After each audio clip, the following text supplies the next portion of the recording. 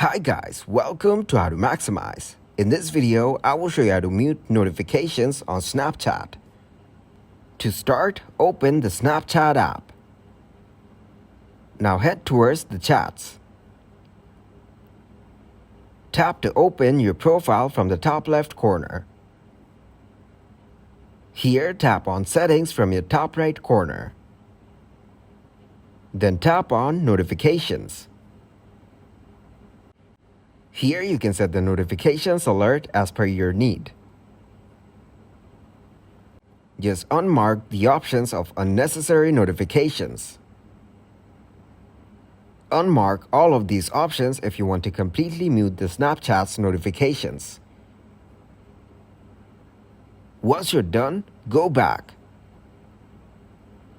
Tap and hold the Snapchat app, then go into App Info. Go to Manage Notifications. Turn the toggle off right next to Allow Notifications.